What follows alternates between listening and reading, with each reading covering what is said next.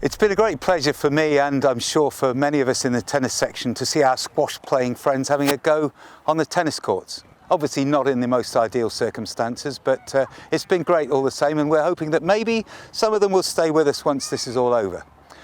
So we thought this would be an opportunity just to give you a few tips, a few simple tips for our squash friends on how to convert your game from one court to another and from one racket to another. After all, there are probably more similarities than there are differences, so I will be taking you through some of the things you don't really need to change that much, and some of the things you might like to have a go at doing differently. The first priority, first thing you need to get right, is your recovery position. I know you have a recovery position in squash which is really important to you. In tennis, it's around about a step behind the baseline, and we're looking to get back there after our serve, our return, and obviously during the rally.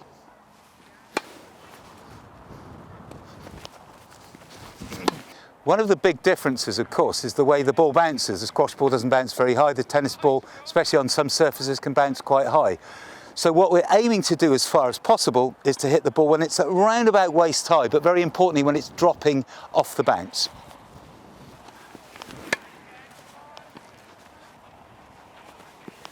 Squash players, because of the weight of the racket, naturally have a lot of wrist movement in their shots.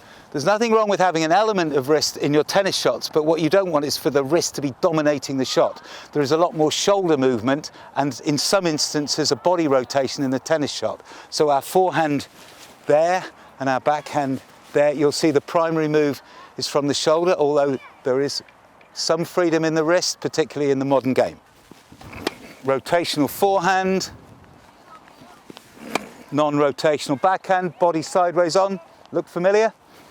Interestingly enough, your squash grip, or a slight variant on it, will do all the shots, fundamentally bar one. Your serve, your slice backhand, your smash, both volleys, and the drop shot. The one that squash players sometimes have a difficulty with in that kind of grip is the forehand. So if you want to develop your topspin forehand rather than the squash cut, you need to just come round, slightly round to the back of the handle there. Probably in the pro game these days they're round about here, but that's a little more complex for us.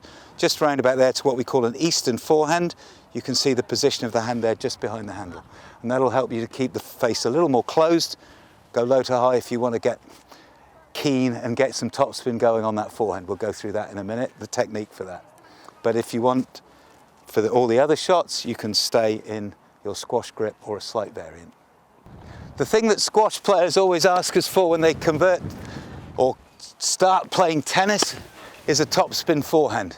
So we go to the change of grip that I showed you just now, and we go low to high with a closed face rather than high to low with an open face. Here's the topspin forehand again, low to high, closed face. Your backhand can be very similar to your squash backhand, open face, high to low, with slice, very effective, especially on our lovely grass courts, and very similar in shape to your squash backhand. If you want to get adventurous and come to the net, like the players used to when I used to watch Wimbledon in black and white, you come to a position roughly halfway between the service line and the net. Your volley position, your volley ready position looks like that, and you volley with no backswing and very little follow through. And finally, the thing that you guys don't have to do on a squash court, the overarm serve. Start position, feet comfortably apart, front foot at 45 degrees, back one parallel to the baseline, racket and ball together, nice and relaxed out in front of you. Slow up, hit, slow. The thing that tennis players, experienced tennis players, have a problem with, ball toss. Keep that ball toss arm moving, slow, long, rhythmical. Don't throw it too high, and don't flick your wrist.